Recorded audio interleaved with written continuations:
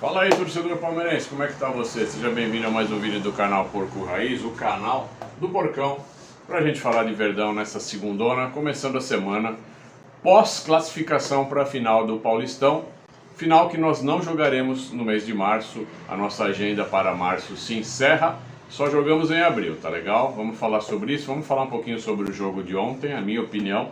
A opinião do Porco Raiz sobre a partida, sobre a classificação, polêmicas, né? Falta não marcada, vamos falar sobre isso. Vamos falar também sobre a torcida do Flamengo, que está meio pistola com uma novidade aí do Verdão, também vamos falar, tá legal? E vamos falar um pouquinho do recado que o Abel mandou para a Leila nas entrelinhas. Será que você pensa assim como eu, que esse recado realmente foi mandado para a Leila Pereira?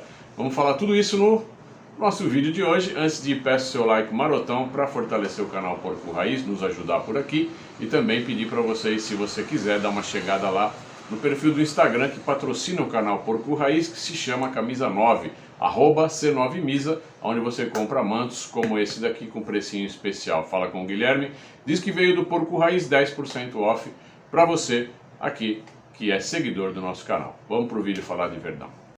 Bom, torcedores, vamos falar um pouquinho do jogo de ontem, então, que resumidamente nos classificou para a final do Paulista. Mais uma final do Verdão no Paulistão, hein, torcedores? O Palmeiras realmente se mostra especialíssimo em chegar em finais. O Abel faz um trabalho maravilhoso à frente da nossa equipe, um comando técnico especial, diferenciado, inclusive ultrapassou o Felipão nas finais, né? Felipão tem 10 finais e o Abel já chega à 11ª final, participações em finais. Então, excepcional. Agora, o jogo em si, torcedores, eu vou dar a minha opinião, tá legal? Pode ser que seja diferente da sua. Mas a minha opinião é que eu achei o Palmeiras com muita dificuldade de chegar com efetividade ao ataque, tá? Não de chegar ao ataque, mas concluir as jogadas de ataque em gol. Claro que os caras tinham uma linha de 5 atrás, né? Se fecharam muito bem numa parede, é uma marcação muito forte. Um time fraco, né? O Ituano, um time fraco na transição e quando passavam do meio de campo para frente. Deram 2 ou 3 chutes, mas horrível, horrível. O que justifica a qualificação do Ituano dentro do Campeonato Paulista. Um time fraco, mas se defendeu bem. Agora, eu penso que um time como o Palmeiras, multicampeão, que chegou em 11 finais só com o Abel Ferreira, precisa ter um pouco mais de jogo de cintura na articulação para poder quebrar essas linhas fortes de defesa, né? E a gente não conseguiu. Muitos poderão dizer: pô, mas o goleiro dos caras fez muita defesa. Realmente fez, mas se fossem bolas difíceis, ele não as faria. Então ele pegou porque as bolas eram tranquilinhas de pegar. Nada, não é um baita do melhor goleiro do mundo, não.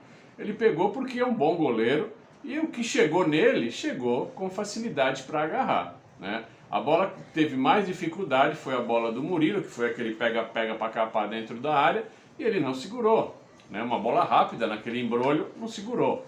Então assim, pegou bolas que possíveis de serem defendidas, foi isso. Eu acho que o Palmeiras sofreu bastante. Eu sinto muita falta dos quebradores de linha, eu sinto muita falta da aproximação, porque eu acho que o Palmeiras joga muito aberto, né? Você vê várias vezes, você vê o Dudu andando na linha lateral, que é um formato que o Abel gosta de fazer, mas esse tipo de jogo tem que ter variantes, e a gente não tem variantes. Inclusive a gente não tem peças de reposição, né? Vocês já viram como é que está o calendário de abril do Palmeiras? Não vamos jogar em março mais, mas dá uma olhada no calendário de abril. É final de Paulista, no meio de final tem um jogo de Libertadores fora, entra o Brasileirão, enfim, começa aquele samba do crioulo doido, né? E a gente está com esse time dessa maneira. Estamos classificados com 1 a 0, teve a polêmica da falta do Gomes, né? Na primeira bola depois do escanteio, mas eu sinceramente não vi falta, tá? Teve um contato normal de área e o jogador, sentindo o contato nas costas, desabou. Eu não vi o Gomes fazer o apoio para subir, não vi, tá? Então podem falar o que quiserem, vão ficar falando aí, chorando, porque a gente está classificado. E eu acho que o Palmeiras tem que melhorar na articulação para conseguir chegar e quebrar mais linhas. Essa é a minha opinião. Na entrevista coletiva, o Abel mandou um recado para a Leila Pereira nas entrelinhas, porque ele disse que tem jogadores de base que vão ter que sentir a dor do crescimento. Ou seja, quando a gente cresce, vocês sabem que os ossos doem, né? Joelho, perna, quando começa a esticar. Então ele se referiu a isso aí, a dor do crescimento, fazendo uma analogia aos garotos de base que vão ter que ser utilizados no time principal, porque não tem reposição. E com a quantidade de jogos que nos aguardam agora do mês de abril para frente da temporada, a gente tem que ter as variantes, tem que ter as substituições, as trocas. Ontem mesmo o Tabata começou, jogou 10 minutos e teve que ser substituído, né? O Breno Lopes deu conta, mas assim, não temos aquelas peças que são trocadas e mantêm o mesmo nível de futebol. Então, em competições mais acirradas, como o Brasileiro, como a própria Libertadores, que nós buscamos mais um título esse ano, tem que ter reposição, tem que ter o refresh, né? Acho que é isso, né, torcedores? Então, infelizmente, a gente não tem, enquanto a Leila fica lá tirando foto com o Anderson Barros, pagando de, oh, mais uma final, que beleza, né? Mas eu acho que está estreitando o funil. Bom, a última de hoje, torcedores do Flamengo estão pistolas com o Palmeiras? Bom, sempre estão, né? Porque são fregueses de carteirinha, né? Nota fiscal paulista de monte para eles, mesmo eles sendo cariocas, né? Brincadeira, essa foi demais. Bom, vamos lá. Richard Rios, que é um meia, né? Que jogou, é um volante que jogou nas categorias de base do Flamengo, é um jovem colombiano de 22 anos, hoje no Guarani, passou pelas categorias de base do Flamengo, não foi aprovado para ficar e o Flamengo despachou para o Guarani de maneira gratuita. E os torcedores do Flamengo estariam pistolas porque o Palmeiras pretende, né, de repente, contratar o Richard Rios e tirá-lo do Guarani, que inclusive já se falou num montante de 12 milhões de reais para que isso acontecesse. Tudo isso, para mim, particularmente, não passa de especulação e jogadas de empresários para poder alavancar futuras vendas e tirar jogadores de times menores e colocá-los numa vitrine maior, né?